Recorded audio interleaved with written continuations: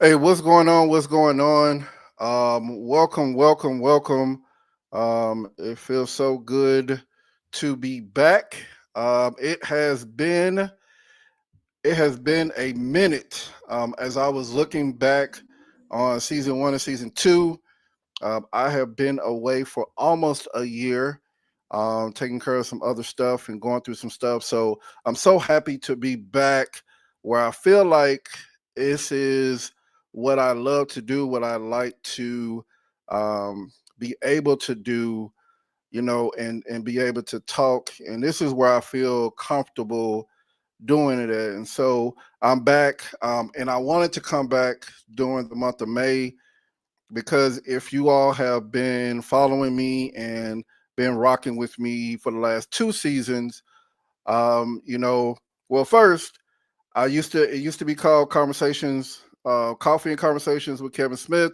The last two seasons, and I took some time off. I rebranded the actual name, did the logo back over. So because I was like, people who were on my show, guests, they weren't really drinking the coffee. So I was like, I'm gonna take the coffee out and just do conversations with Kev. So I'm happy to be back. I'm happy to be with you all. So I'm looking forward to this great conversation. And I'm so happy to have two individuals who are going to help me, with this first conversation, which is season three, conversation 33. But I'm so glad to have these two people. So I'm going to bring them both in, and then I'm going to have them introduce themselves, and then we will go from there. So, Ty, if you want to take it away and introduce yourself, we will go from there. Well, sure. Hey, good people. That's my tagline. I love good people. Hey, good people. I'm Taisha Everly. I've been in this world. I've been in this world over 25 years. You don't need to know exactly how many years I've been here, but it's been over 25. I'm real legal. Hey, Glory. But I am just a fun, outgoing, conversation person. I'm so glad you changed that to just conversations because me and coffee don't need a friendship because I already got too much energy. So I'm good for the conversation. I am always honored when my brother asks me to come on and just talk a little bit. I told him I'm gonna be an amen corner today, but we'll see. We'll see. But hey y'all. What's going on, everybody? My name is Joel Mays. I am the host, frat brother of Phi Beta Sigma Fraternity Incorporated. So it is an honor to be here. He definitely reached out to me, and we're talking about some really good issues today, but then also how to cope, how to develop and evolve into a better space, mentally, physically, emotionally, and the whole nine. So I'm honored to be here. Let's get to it. Yes. All right, all right. So, first thing, so I want to ask you all this question. And again, share as much as you can. I definitely want people to hear this conversation and what it's going to talk about. So, what is mental health to you? I'll say my little spiel, and then I'll let you all answer the question. So, I'll kind of go back to when I first started the show back in 2023, and actually May of 2023. So, um, I remember it was that point in my life where I said I wanted to be able to come to a point in my life to be able to share. People kept saying to me over the years, "Hey, Kevin, people need to hear your story." And for those who have not followed me, those who have don't really know my story, I'll just give you a little background, and then I'll let Joel and Ty speak. But so I I deal with depression. I deal with severe anxiety, and I was in the military for 15 years. The best branch in the military. I know that Joe will disagree. He will talk about what his branch was, but we don't really want to hear about that. But, amen. So, um, but when I got out the military, I planned this whole thing in 2015. I was like, hey, I'm getting out. Though I was upset, I had 5 more years to go before I hit 20, and I was like, the plan was to bring my mom up here to Dallas and go from there. So 2015 hit. Um, going through that year, my mom's birthday was September 2nd. I got to Dallas, Texas on the 10th of September, and the 24th of September, I got a call from my brother that my mom passed away. And I think from that point, it took me 7 years to get through and walk through this journey of mental health. And people always ask me, like, how long did it take you? And I always say this because I learned this um, taking a class called K's Ways at my church. Shout out to K's Ways because it really helped me, which was a grieving class. And the one thing that I always remember from that class is there is no timetable for grief. Whatever happens in your life, whether it's grieving for the loss of a job, loss of a parent, loss of a child, loss of a dog, anything that you lose, anything that you're grieving, there is no timetable. The other thing that I remember is 1 to 5 years it takes to kind of get to a better place, not a, well, I would say an okay place. And so, going through that, I was like, man, okay. So that happened in 2015, 2016. Um, my great aunt who raised my mom and we stayed in her home, she passed 2017. My dad got diagnosed with stage 4 cancer. 2018, December 30th, my dad passed. So in 3 years, the people who helped me and my brother, get to where we're at, at that point of our lives, all passed within 3 years. And my depression and anxiety, it hit rock bottom, and I didn't know where to go. And so I didn't know that I would birth that this podcast would be something that I birthed, that God birthed out of me to be able to understand that I did need to talk it out. And I thought just going through therapy and talking to someone behind closed doors that nobody would know what I talked about was the answer. But as I went on, I understood that this was definitely a a journey that I was going to have to take, and it was 7 years. And if anybody, spiritual, 7 years is talking about completion, and it took me 7 years to really get to a solid point in my life. I still grieve, but I deal with it in a different way. And so that's my backstory and my why of what I do, of why I do this podcast, because it's therapy for me, and why I wanted to do and come back in the month of May, because it's Mental Health Awareness Month, and I really want to talk about a couple of things tonight, but I want to ask the question to my two guests, Ty and Joel. What is mental health to you? So, Ty, go ahead. Okay, and before I tap in, just for some house engagement, I think some people were asking on Facebook how can they view, because I don't think it's sharing to the page, and I want to make sure everybody is tuned in and getting all this good feedback, because you may need to rewind and do it all over again, because that was some good tea. Okay, that was some good tea, and it was not even messy. It wasn't even ghetto. It wasn't even ratchet. It was good tea, and I want to make sure that everybody is getting that information, because I didn't see it on your page, so because I was going to share it too, um, but I just wanted to let you know, just in case, because you got some people saying, "Hey, where can I watch? Where can I watch?" And so apparently you got fans, Kevin. You got fans, and they not only Oh yeah, she on one. Oh yeah, she on one. Wow. But I'll go ahead and say what. See why I need this mental health conversation, okay? You see why it is valuable to me, okay? And then they can go watch the replay, of course, of what we say. But to me, mental health is everything. And I say that because a lot of people associate mental health with only like detrimental things or bad things, or it's only you only need to use mental health when you're going through something, if you're grieving something, if you are having a bad time during life. But that is so the opposite.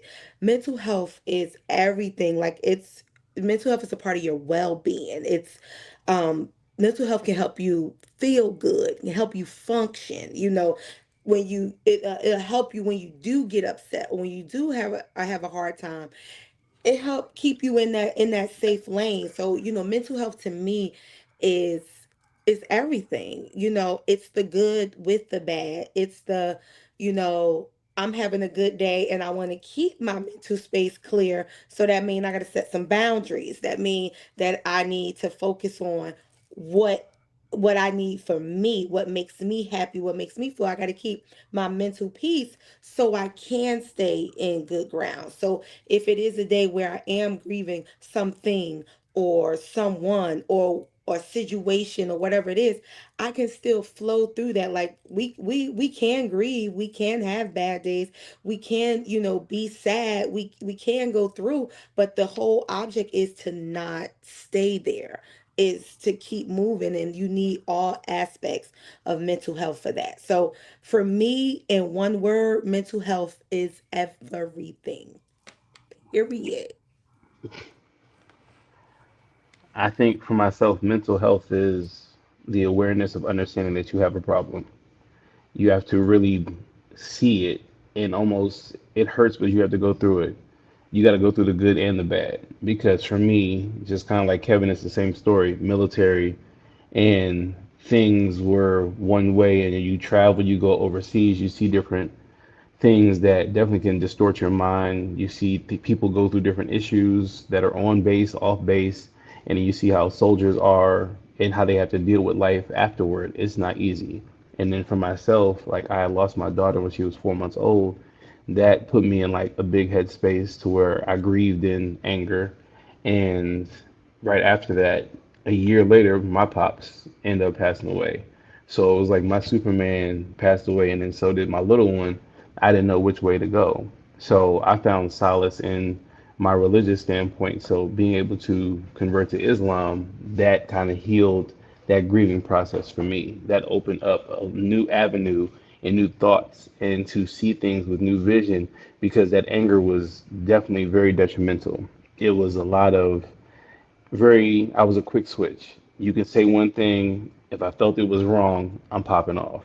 Or it was affecting work, it was affecting relationships, it was affecting even my other kids because my sons would always be like, what's wrong, daddy? And that wasn't fair to them because they didn't do anything wrong. I just simply couldn't control my anger.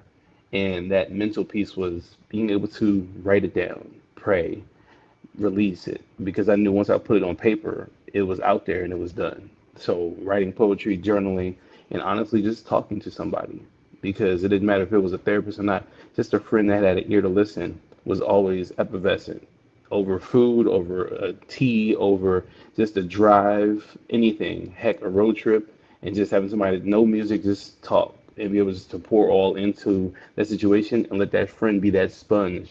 And no matter what, they hold on to all the information and they don't release it to the world because you trust that person.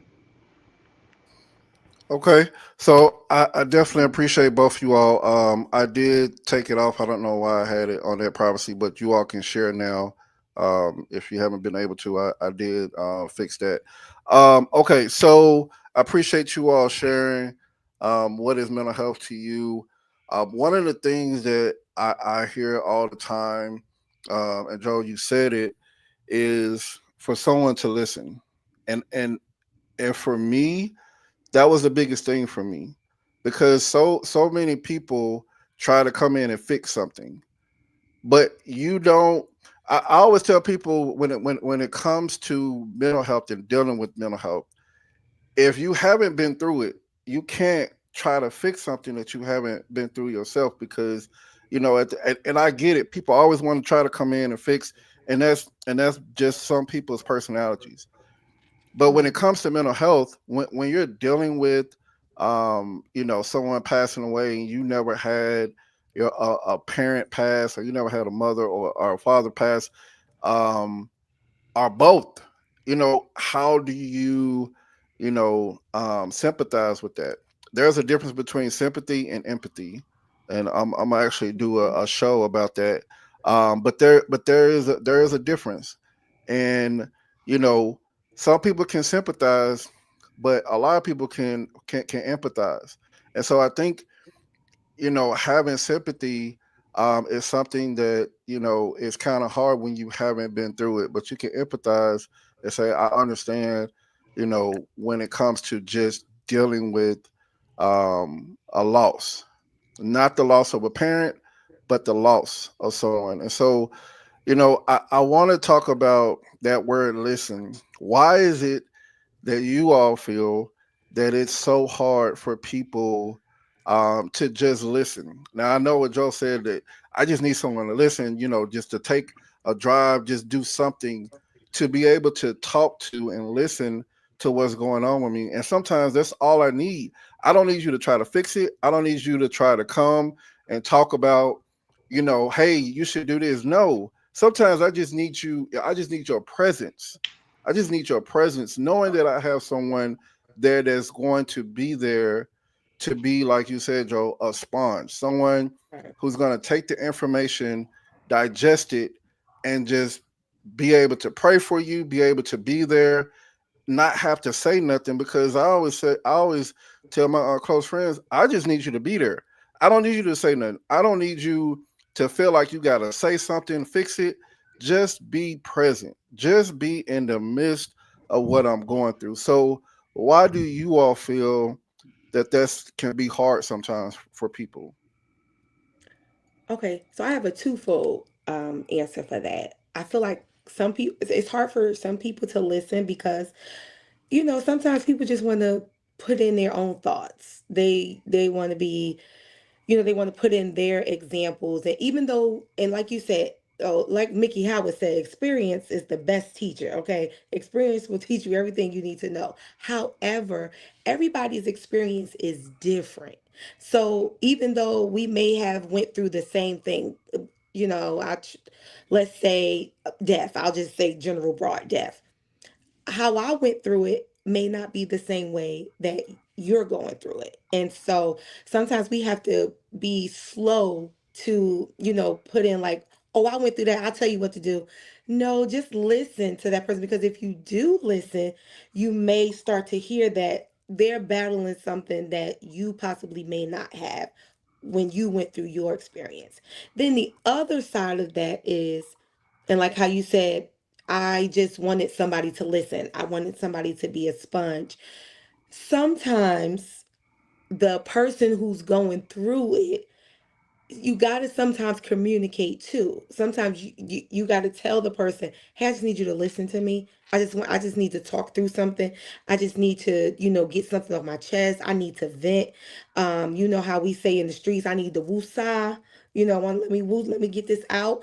I get it when we're going through with mental health. It's hard, but we have to have an open line of communication, because we can't assume that we know that what the other person is thinking or what they need. So if you give them a clue or a context, like, hey, I just need you to listen, it might solve some problems too. So that's my devil's advocate on that. Like, some people just can't listen because they gotta put their piece in there, or they feel like, we got the heavenly minded folk that, they feel like they can reach heaven on everything and just, throw it into you. And you got the people that, they done been through every experience on earth. So they gotta say something. But then there's some, and I'll say some of us, some people who you like, oh, I didn't know, I thought you wanted the interaction, or I thought you wanted the communication. So that's my two piece on that. I think it's big when you have that. advocate for you, but it's also wild when you go through something, good or bad, you see how people distance themselves from you. People will walk away from you when you elevate. You know, sometimes they can't when you're on your way up, they didn't see the stairs with you. They didn't want to grow with you. They didn't want to nurture with you. Or when I lost, my little girl, people who I thought were like my ace blue coons, like my guys, my gym buddies, my lifting guys, everything, they distanced themselves. And it was always that question of, where are you at now? Like, yeah, you showed it to her memorial. That's cool. But where were you for the conversation? Where were you for?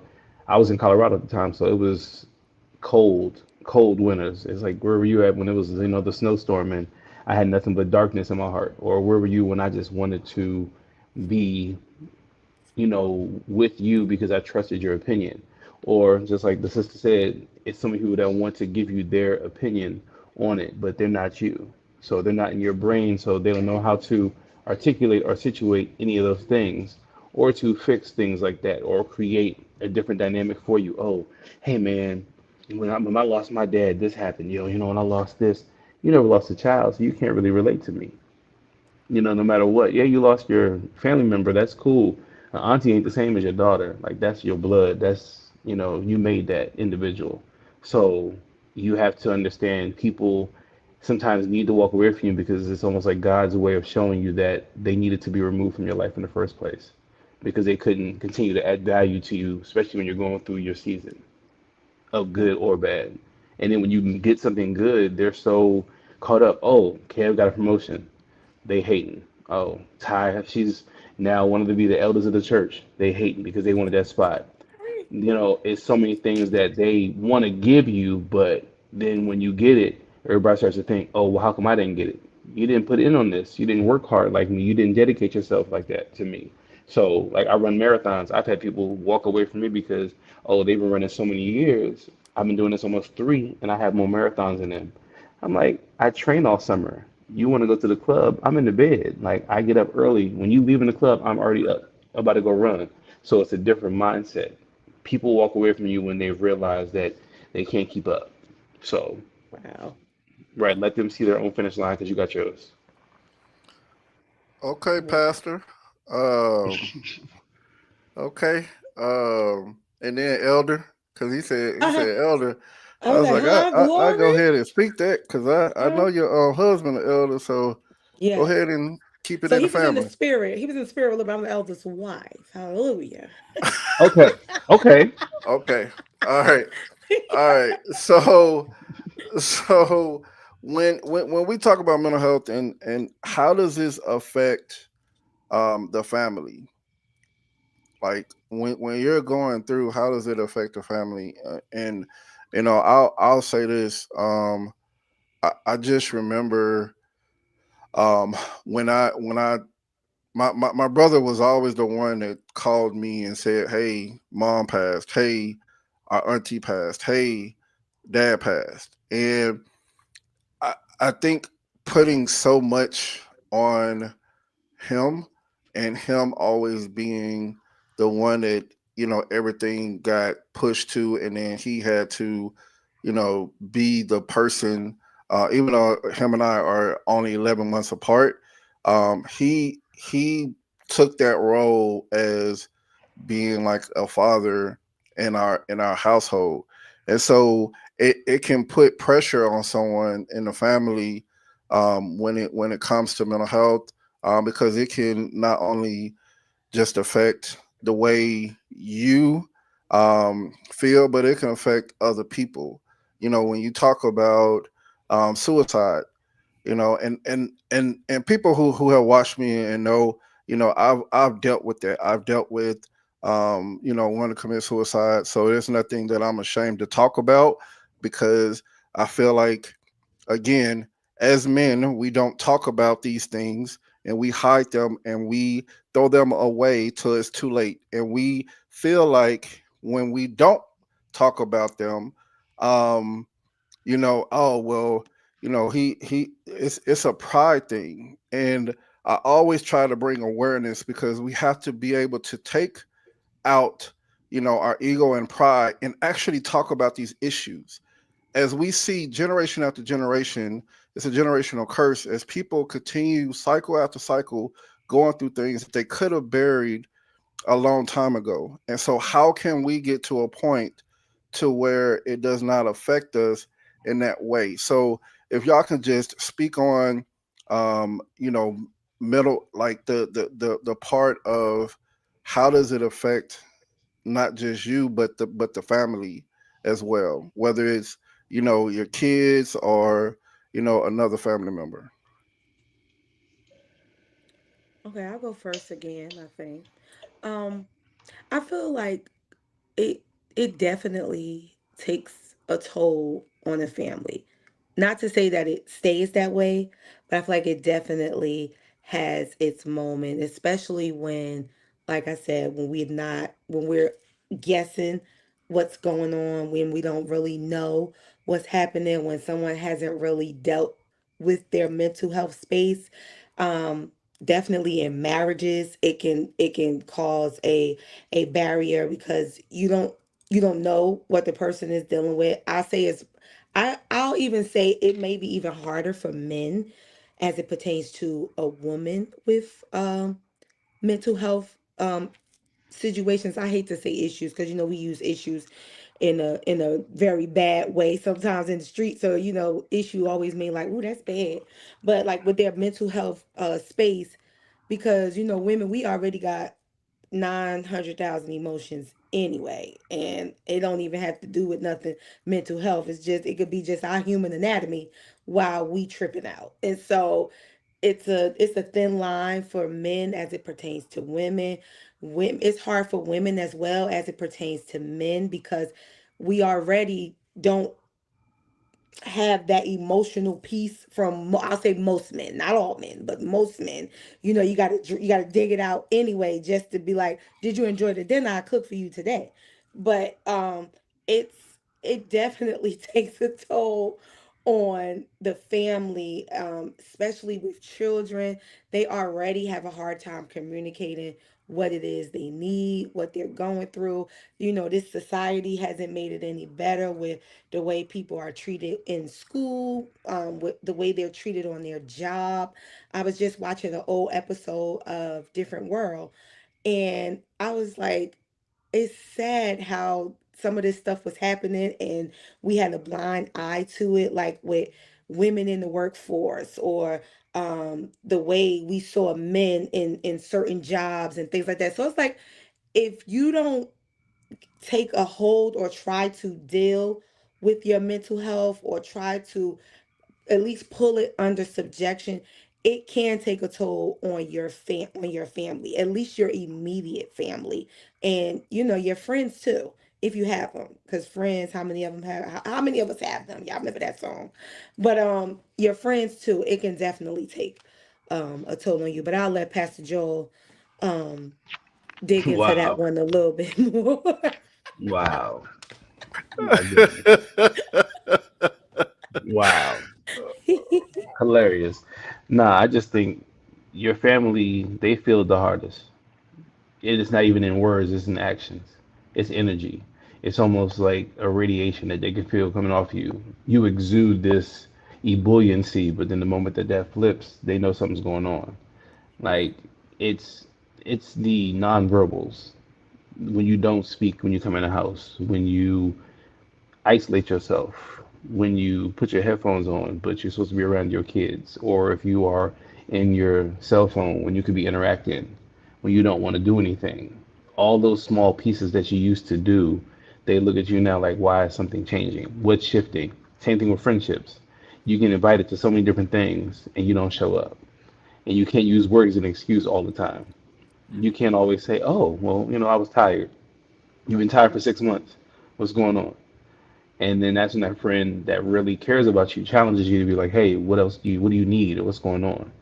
And just like Kevin was saying about men and how we don't speak up, talking to those people, that therapist word scares a lot of people, but for men, especially black men, that conversation definitely can be had because that neutral party, they give you at least the direction in which you need to go and avenues to carry yourself to create a better person within yourself because they don't tell you what to do. They help you see it for yourself. Like they make you find your own matrix Yeah. and really see what you're supposed to do in order to heal, to nurture, to learn, and then kind of just get back to your own normalcy and learn how to love wholeheartedly again, even after you feel like you don't even love yourself. Mm. I Wow. told I I told y'all. mean, I told y'all. wow. When That's a lot to unpack. So I want to touch on this word because I like to write down some of the things that you all say, and one of the things that you said is nonverbals, and for me, um, I'll speak on this when it comes to dealing with stuff. I shut down.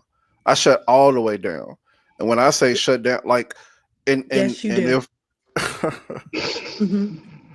Let me get real close. Yes, you do. Hmm. Ooh, okay, ooh. amen, amen, Hallelujah. amen. So and I know this, and so that's why I'm not afraid to say it, because Hmm. I literally closed the world out. I was going through a lot the end of last year, and when I say I shut the world out, I shut the world out. I stopped going to church. I think I didn't go to church for like 2 or 3 months. And I thank God for my church, because even though I wasn't there, there still was a community. There still was someone there that said, I'm not going to leave you by the wayside. I'm still going to check on you. Even if you don't come to church, I'm still going to make sure that you're okay. And that's why I love my church, and that's why I've been in it so long, because there are people there that truly care about your mental health and truly understand that you know we can't walk this life alone.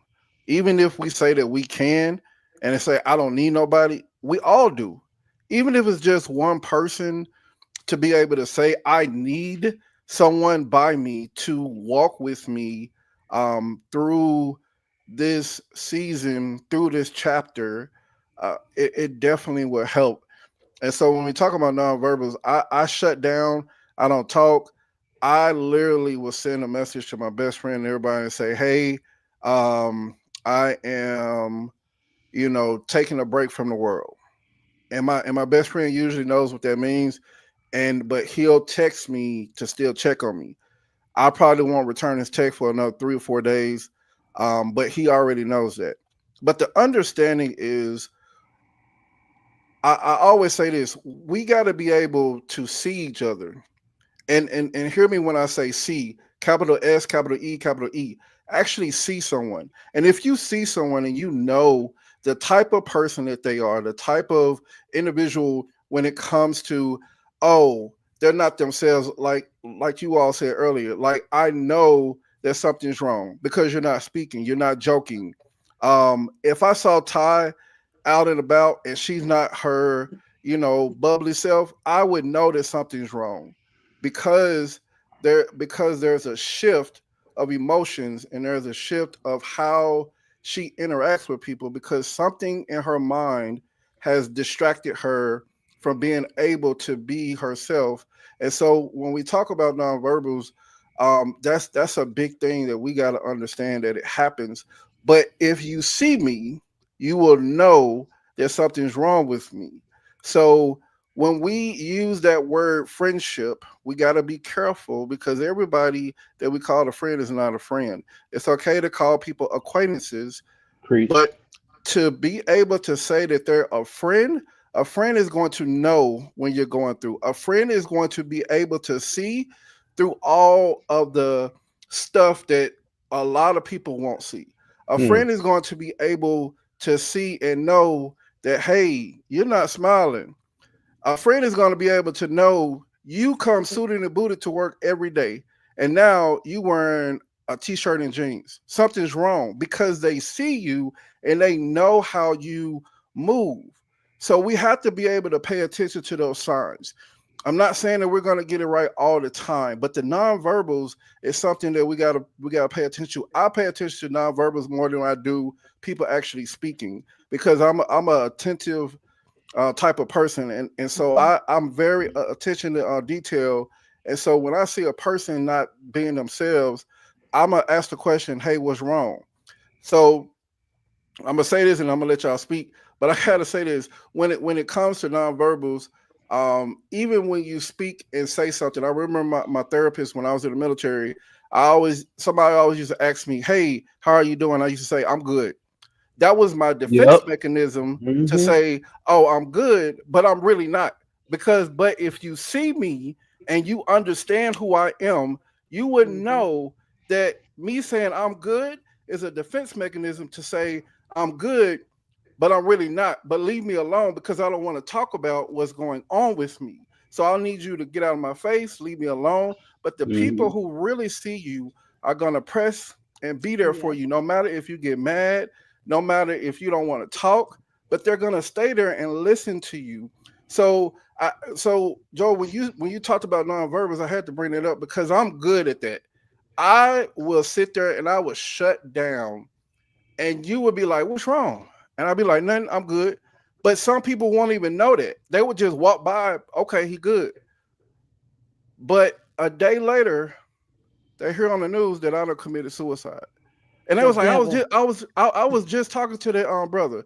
But the understanding, knowing that something's wrong, something is wrong. And we have to, as a community, as people, we have to start seeing people in a different way. We have to start checking on people. A person that smiles all the time does not mean that they're okay. They Hmm. know how to mask. They know how to mask their hurt. A Yeah. person that walks around every day saying that everything is okay, they're hurting.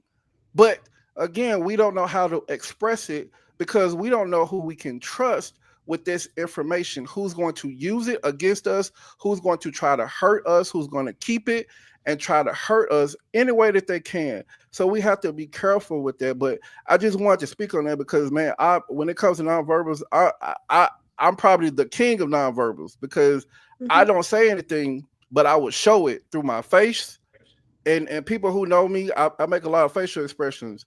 But if I'm sitting alone and I don't want to deal with nobody and I'm standoffish, you probably know that something's wrong with me. Now everybody that's watching this probably gonna be like, oh well, I'm gonna be watching Kevin to see if you make them nonverbals. No, because my facial expressions can change each and every day, so don't even try to look for that. I'm just letting you know. But um, so when we talk about that, how do you think a person can deal and help people when it comes to that, when it comes to nonverbals, when it comes to those things that make them be standoffish, make them not want to talk to nobody? How would you say to deal with that, or how would you deal with that when it comes to that?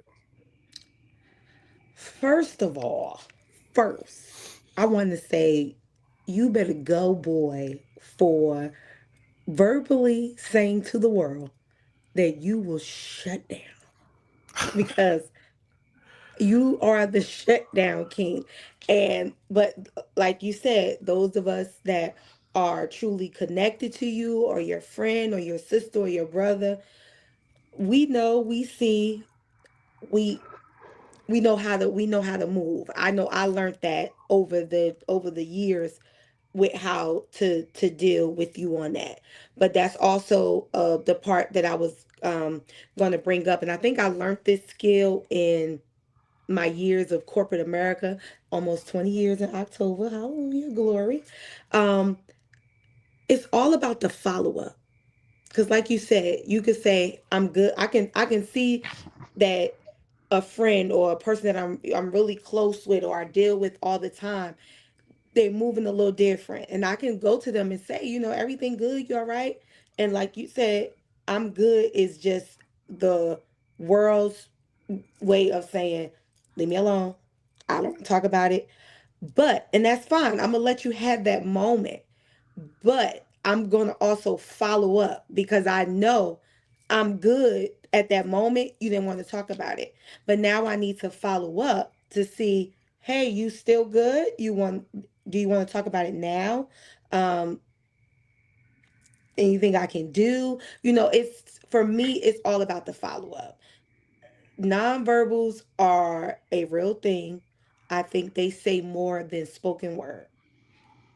There's a t-shirt that I always want to order, and I think I'm going to order it now, that says my mouth may not say it, but my face will. Maybe I'll get that for you for Christmas. Ha. But it's really a thing. Like, especially in spaces where you can't speak, nonverbals, and especially for us, the culture, nonverbals gives you the context clues that you can't say at the moment. Our eyes can tell the whole story. You can point somebody out. You can say who did it, when they did it, why they did it, with just your facial expression. So it works in the same space of dealing with your mental health. Your nonverbals matter, and so for me, dealing with nonverbals, it's about the follow up for me. I see where you at, but now I know I need to follow up. Yeah. Hey, Joe, I want you to speak, but I want you to come also with the point of view of being in the military, because in the military um it's hard to voice that.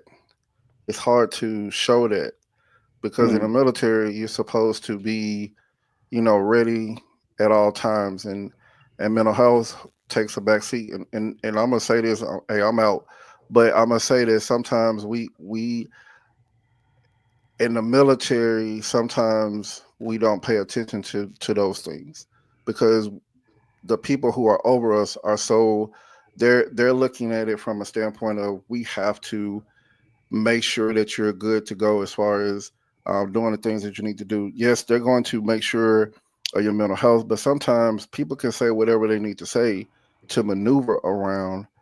But I want you to speak on that from a military aspect, and then your own when it comes to that. Well, in the military, the crazy thing is when you get assigned a therapist, the first thing the therapist asks you is on a scale of 1 to 10, how angry are you today? And I hate the fact that I said 10 so many times. And they say, why would you say 10? I say 10 because you asked me that damn question. And I think that this question is so loaded because you're asking me how I feel when you already know how I feel, because that's why I'm here in the first place. And in the military, they literally want to make sure that you at least have the capacity to hold a weapon, take some, take some heat, be able to run a certain way, be able to maneuver, almost built like a robot. They want you to be a drone, you're a number, you're government property. So in the military, you can't really be who you want. And I remember when I was on funeral detail, that was the hardest because one of the first funerals we had was a suicide. And it was a brother who was coming back from Iraq who had killed himself because he found out that his wife had been cheating. And to make matters worse, the wife had the funeral, but the new lover came to the funeral as well. So you got a room full of soldiers that know who he is, and then you got this mistress of a man in the funeral as well, and we can't really do anything about it because the family had an altercation and they wanted to fight. So by the time we got to the burial site, it was an argument of who was going to take the flag because Mama said, "I'm taking the flag," and the parents were like, no, you can't have the flag because you were to cheat on my son. So the parents wanted to have it. So that even created another issue. And the mom and dad were like crying on the casket. And in the military, they're like, don't cry. You can't cry while you're, playing taps and then you sitting there doing your salute. There was not a dry eye. Every last one of us was sitting there just bawling because it was such a hard thing to watch and to be at his age and to deal with that. Like he wasn't even 30. So to see that in that youth in the military, they just tell you to stop. And then for me, how I simply try to deal with it, people that want to put that veil up, they want to have that mask on. I'm the one that's going to pull that mask down. Yeah, you say you good. I know what that means because I've done it myself. So I'm going to poke, I'm going to like push, I'm going to prod until you release it because sometimes that's what you need. But that's when you have somebody who cares about you. Like I had a friend, he was dealing with some stuff because he was injured and he's an avid runner, like he loves it. and he got hurt randomly, and he was out for like 2 to 3 weeks. Then it was like 4 weeks. He was really upset, and every time you talked to him, it was very, very temperamental, very standoffish, very short. And when I told him, I said, "You're being real negative right now, and you're being short with me because of something that happened to you. If the shoe was on the other foot, you would want us to calm you down, or you try to calm us down. So how about you listen to your own words and let me talk to you and say, hey, I know you're going through something, but this will pass. You're going to get better. You're going to be fine. But you have to let yourself go through the motions. But stop letting the people that really care about you get hit with all the bullets because you want to sit there and just shoot at everybody because you're mad. Stop letting your anger and your situation distort everybody else that's around you in this circle. The circle's already small as it is. Don't minimize it by creating this bubble that we can't penetrate because you want to be angry for the wrong reasons. Mistakes happen, injuries happen, but you got to let us be there for you. Let us talk to you. Let us nurture you. And that's when you know it's a friend, not just an associate, not a well wisher, any of that nature. It's somebody who's really there on your side. And you got to push that envelope, push that button to help them really see, okay, I need to bring myself back down from where I was and really know that these are the people that have my best interest at heart. Man, I'm trying not to get emotional because you said something that I do, and I've been asked this question, why do you push the people away that's like that's been down for you, that's been there for you, um, and I can never answer that question. It's hard, because you don't you I don't know why I push people away. I don't know why I shut down. I think it's which I'm about to talk about this word and us shift to this. Um, it's my normalcy. It's it's being able to say I know what I'm going to do when I'm going through something. My normal is shutting down, pushing everybody out the way, cutting my phone off. I remember way back when I first moved here, I remember getting on Facebook one day, um, saying goodbye world, turning my phone off. Next thing I know, I had three cops at my door. And it was the first time that I had, did something to that nature of cops showing up ready to take me away, or get me help because I was going through something. And again, I if this was 3 or 4 years ago, I wouldn't be talking about this. But I have been able to really grow, and I want to help somebody. I hope that people will look at this um, podcast and really understand that, man, this is a time for us to be able to speak up. We as men, we shut down and we don't talk about what's going on, and we don't talk about things until it's too late. We don't talk about things until we've hurt the people that love us, the people that try to be there for us. And so when we talk about normalcy, I don't know what that looks like for me. Um, ooh, I was trying not to get emotional, but it's hard because, like I said, I'm a big advocate for mental health, and I don't know what normal is sometimes. Um, Ooh, give me a minute. Give me a minute. Take your time, bro. I mean, because normal for you right now is knowing that you are loved and you are blessed beyond measure because you're still here. You Yeah, don't have to say, you don't have to say goodbye anymore. You have to tell people hello because you yeah, need them to be there for you when you have those moments like that hug or that embrace, that stare in your eyes to let you know that I'm not just your frat brother. I'm not just your friend. I'm somebody who genuinely cares about you. And that's what makes the difference between friend, associate, well wisher, or churchgoer. Y'all are advocate in your church. You know somebody you can say hi to on Sundays, but come Monday or Tuesday, I don't even know you in the grocery store. But there's other people that you can embrace and see them every day of the week, from Bible study to praise and worship to choir rehearsal to anything else that you have going on. That's somebody who is not just the vessel, but they're your rock. Just like your 11-month old, your age gap between you and your brother, which is funny. My sons are 11 months apart too. So that Irish twin thing is real. Your brother is the rock for a reason. You just happen to be the water. Yeah. Mhm. And so, when it comes to normalcy, I find myself, after my mom passed and then after my dad passed, I said this is my new normal. When it May is a hard month for me, because um the second is my sister's birthday on my dad's side. I've only met her one time physically in life. She's 10 years younger than me. I met her at my dad's memorial service. And I feel some way bad about that because we just don't have that relationship. And then she has a daughter, my niece. And, that normalcy of understanding that, hey, May 2nd, I got that May 5th, Cinco de Mayo. Everybody drinking and I'm soaking because that's my dad's birthday. Um, and then Mother's Day right behind that. And Mm, then my birthday, June 2nd, um, when my mom was the first person to call me every birthday. So when we talk about normalcy, how does one find normalcy when they're grieving, when they're dealing with mental health?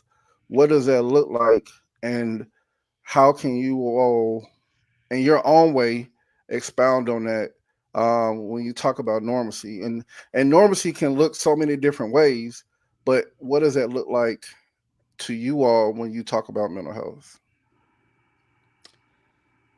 That's that's I want to say, and I'm only speaking from, like I said, when I said in the beginning, mental health for me is everything. So I don't always know it on other levels as others, but it does take weight with me. That's how I, try to stay afloat or try to stay in my normalcy. But I feel like normalcy in anything is finding that one thing. It could be multiple things, but finding that one thing that keeps you grounded, that one emotion or that one thought or that one behavior that that keeps you that keeps you grounded, that keeps you on the medium, that keeps you going. Like for me, mine, when I'm having moments, I was having a rough day today. It was just so much going on. I was dealing with some stuff with my kids schooling and just with work. My car, I had to take my car to service and I keep getting the sound, and it was just a whole bunch of things. But what keeps me grounded, what I go to is my family, my immediate family, my household, my husband, my sons. I I try to, I think on them, because when it comes to them, I try to stay at my level best, because I know I need to be I need to be who I am so they can be. So even though those things are still, they still up here, they still clouding, I go to that, and then when that'll take, it's funny how you brung this word up, because then it takes us back to the last question that you asked about how does that affect your family? You know, even though they may not know half the time that I'm pulling on them, or I'm coming to them, or they might say like you being aggy or you being clingy or something. They may not even know that's me pulling to stay grounded. That's me, so I don't soak, so I don't break down. I'm going to them. So I feel like you don't have to. Then we just talk about that. I feel like one thing you can do is find that one thing, that thought, that emotion, that behavior that can keep you that can keep you in the middle, that can keep you grounded, if that makes sense. mm. I think the biggest way to always take care of yourself in those situations is be water. Be somebody who can receive somebody else pouring into you and watering you. Yeah, you may say that you can't take any more, it's too much, or it's an overabundance of people that want to be in your corner. So what? For it to be your new norm is enjoying the water and all the fruit that comes from that, because you start to see different things happen to you. You start to go through your own metamorphosis. You start to see different branches, different flowers, different essences of yourself start to bloom. Just like in every season, you got Monday, Tuesday, Wednesday, you got every week, you got every season. You can be in winter. May is your winter, Kev. That's normal for you. That's cool. But you know how to celebrate because all that pain you went through in that month of May, your life, your celebration is June 2nd. So you start to bloom from that winter into your spring right then and there. So new flowers, new ideas, new perspectives. Heck, even starting your podcast over. That's perfect because now you have something to keep you grounded and keep you distracted from all those things that can harbor and can continue to push you. I think finding outlets help everybody. Outlets create new ideas. That's why I started running almost 3 years ago. Running for me became the release of a lifetime. And my biggest why is I run to hear my daughter talk to me. My first marathon, I heard her say, "Go, daddy," at mile 24. I've run five since then because every time I run, I can hear her talk to me. So when people say, "Why do you run so much?" Let's have a conversation with my daughter. And then you got to figure out what that looks like for you to continue to talk. I talk to my dad every day. He's not on this earth, but I know he's looking at me. He's holding my baby girl, and then they're waiting for me on the other side.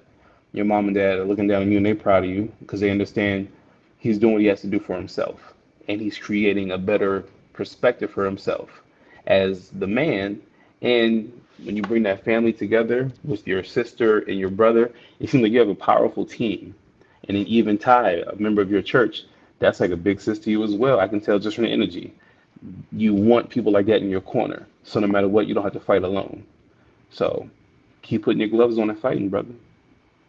That's it. Yeah, I wasn't trying to make this about me, but I'm sorry. Like I mean, like I said, when it comes to mental health, it's had a huge impact on me, and it's helped me grow in areas that I didn't know I needed to grow. It helped me be able to see people in different ways and be open minded when it comes to that. And so, when we talk about that, normalcy leads me to my next word is triggers.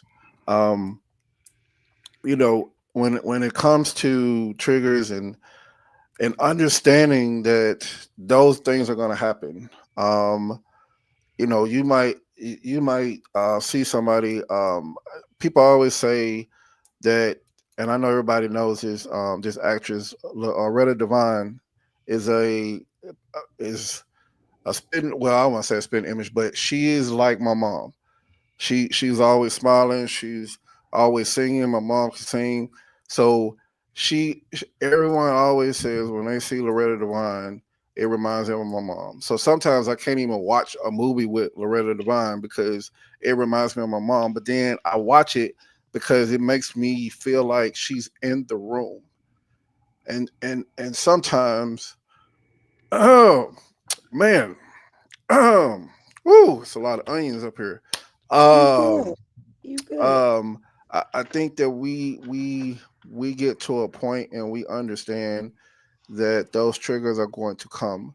But I remember being in K's ways and I'm saying when you have that moment, but don't get stuck in that moment because once you get stuck in that moment, it pulls you back, and it continues to pull you until you understand it is a moment in time. How do you get back to your normalcy, or how do you get back to how you were before that whatever hit you and is pulling you back? And if you don't find that, you're going to continue to pull yourself back to where you get stuck. And that's happened to me so many times to where a moment hits and then my mind starts to wander. And then I start thinking about all this stuff. And then I just start shutting down. And I could have had a good day up until a trigger hits, and now I'm texting people and saying, "Hey, I don't want to be bothered for the weekend," because now I let 1 minute, one moment deter my whole weekend because of something that I could have just been in a moment and let it go and move on. It's hard for people to do. It's hard for me to do it sometimes I still it still happens, but for you to, when it comes to, triggers, when it comes to those memories of someone, how do you deal with it, or how could you tell someone how they could deal with, when it comes to, dealing with triggers, because we have them, and those things of, you know just a simple, this was her favorite color, this was that person's favorite t-shirt, whatever those memories are. Those are triggers. They can be sad, but they can also be happy. But how do you, as when it comes to mental health, how does that help? Well, how do you deal with them, or how would you, tell somebody else, or explain to somebody else, or advise somebody else when it comes to triggers? Um, for me, because I am heavy on the trigger word. I think I got a lot. I think about 100,000 triggers. Okay, that I probably need to condense into about four. But shout out to my book club that I'm in. Um, we're reading this book called "Let Them" by Mel Robbins, and it is a game changer for anybody that's watching, tuning in later. If you are not familiar with this book, "Let Them," it is a game changer on how you think and how things affect you. And when they do, let it. Let them, let it, whatever that is, and then let you. Then you process it. So I'm learning now, because me with my triggers, I was like you. I maybe didn't send the text because I like to be outside. So I never would say I want to be bothered, but I would fly off the hinge. Like it's a trigger and it's spewing out. But I'm learning that sometimes you don't have to make an immediate response. Even though you know it's a trigger happening, you don't always have to you don't always have to acknowledge it right then in that moment. Maybe you can breathe, because we going back to season one or season two in this conversation, where one of my favorite words is perspective. Because it may not be what you think it is. You may not be feeling it the way that you think you are. It may not be triggering you the way that you think that it is. So like I feel like taking a break, letting it happen, and then reacting to it. I feel like that helps with our triggers, and then remembering how that made you feel, because you can kind of like internalize that. And when you feel like that gut wrench, or you feel like that shaking in the knee, you know how you watch something and you watch like them America's Funniest Home Videos, and when somebody fall and crack their neck, you like, oh, I felt that, like remember how you felt, because you might be able to catch it, but so, something about this, whatever this is triggering an emotion, it's triggering something, and I need to process that. So for me, it's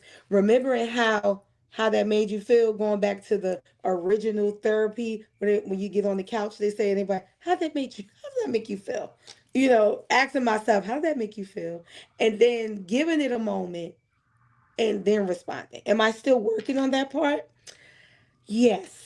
Yes, it's not easy. It's hard, because, like, I'm a talkative person. I'm a person. I just found out yesterday. My husband told me, you clap back clean. You always got you could come back with a response, where it takes him 9 years to come back with a response. But I'm learning to hold hold your response. Maybe don't say it yet. Maybe you'll find another way to process it. So that's my other 2 cents. I put a lot of cents into there. I think I'm up to about like 67 cents now. But go ahead, Pastor Joe. Ty, you must be from New York. I'm from Jersey. I I figured you were East Coast. That accent was too hard. So Oh, it comes out. It comes out. Let me go back. Let me go back. yeah, nah. I'm from DC, so I know very well. My mom's from Brooklyn, so I got you. Hmm. So triggers, triggers are gonna happen no matter what. It's all about how you deal with it, and the best way to do it is to go through it. You don't let it distort your entire day. You take that moment. You take a second, you deep breath, you release it, and a lot of times that trigger is going to be there. It's going to sit on you, and it's going to try to be the weight of you. But you can fly when you let the thing come off your shoulders, because no matter what, ooh, You had a moment. It's almost that Lion King thing when the hyena said, "Ooh, Mufasa, that's your trigger." You felt it. Okay, now shake it off. And then when somebody's like, "What do you mean?" Oh, do it again. Ooh, you're shaking off the energy. You're shaking off that negative. Y'all are both spiritual people. Everybody watching, if you're a spiritual person, know what that saying, "Get behind me, Satan." That is real because somebody is trying to, or some entity is trying to take away your joy in that very moment. That's what a trigger does. It's like, oh, a TV show, a reminder, a city, an episode of this, a mindset. Everything comes into play, and you're like, ooh, I don't like that. Now I'm angry. Ooh, that doesn't need to take up your whole day. Take a moment, reset, refocus, and refresh. Because when you do that, you're allowing yourself to really know, okay, now I can go through it. I mean, what's the pastor's name? The motivational speaker, ET, said it best. He was like, he said, so what? You go through it. Yeah, it's going to hurt in that moment, but just go through it. You're not going to die from a little bit of pain because in the end of pain is success.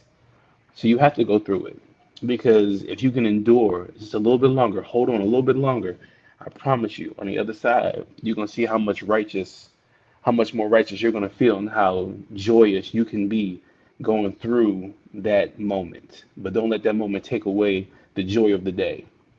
That good day should not be distorted by one simple issue. Because if you let that happen, you never will always come out of that rabbit hole. You're going to keep spiraling, spiraling. Get out the storm. Trigger happens, move on. Trigger happens, move on. Write it down, document it, and say, on this day at this time, this trigger hit me, boom. And then find a trigger friend, somebody you can call. Yo, let me tell you what just hit me real quick. If they're available, talk to them, talk through it. If you can't go through it by yourself, talk through it with somebody. And I promise you, you'll feel better when you just let it out.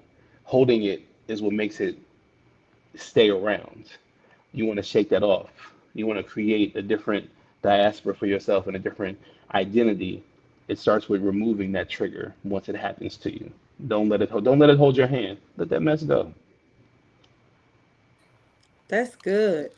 That's good. Man, yeah, That's yeah. why most of my friends gotta have an Apple iPhone because I might have to have a voice note and I got my girl, let me tell you, I'm about to go off. Okay. So no offense to you Android users, but majority of my friends Right. are Apple Sorry, green users. bubbles.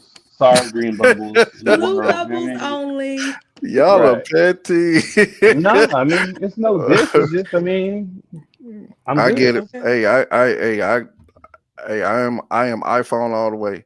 I Yeah. just don't like Um, my phone dying at 10 in the morning. Okay. Right. amen. All them Oh, apps running at the same time. Close some Right. apps.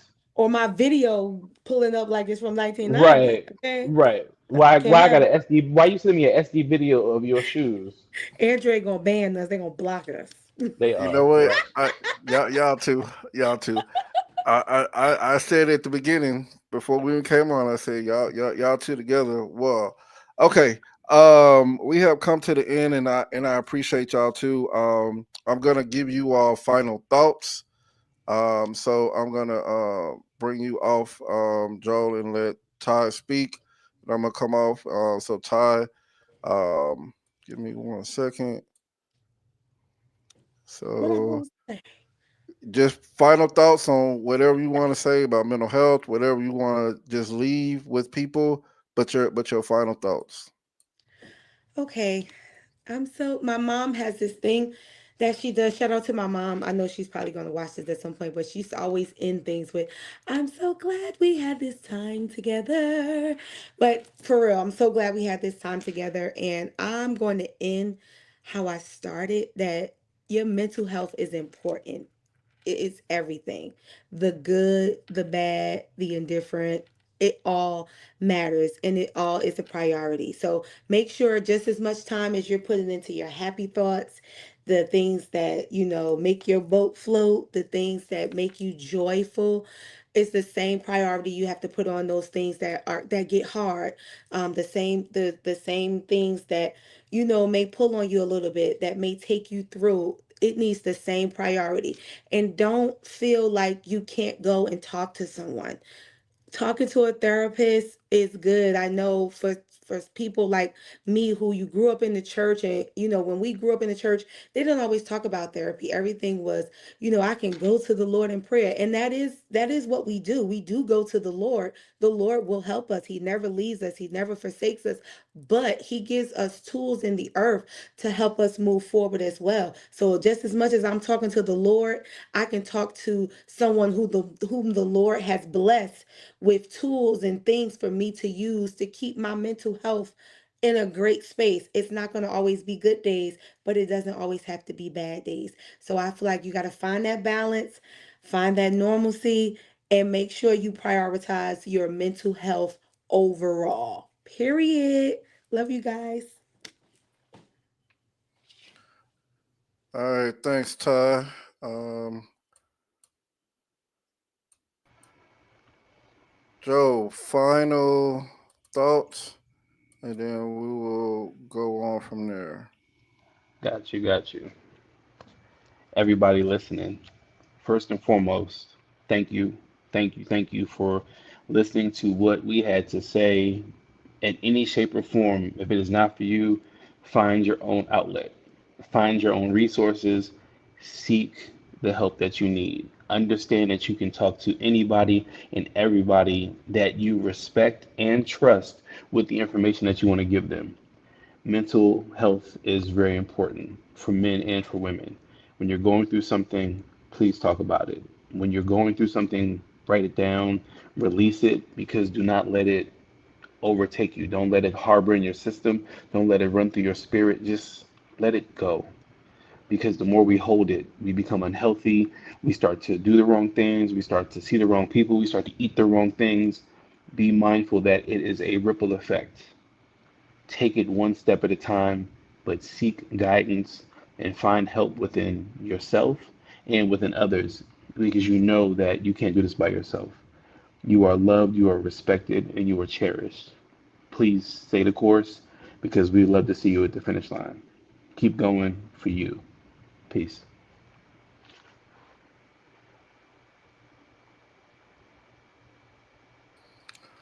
All right. So, again, I appreciate you two, Joel and Ty.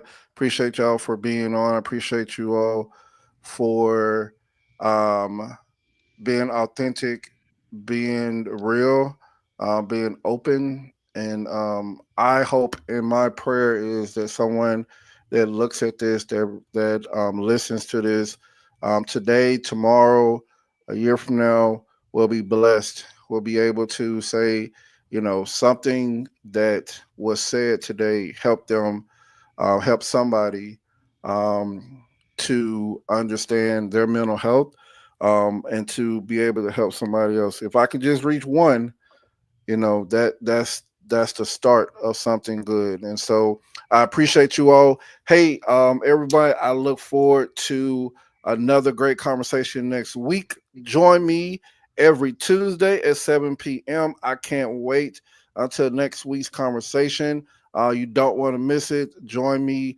again here live on Facebook. I can't wait to see you. But you all have a good night. Look forward to another conversation next week. Peace. See?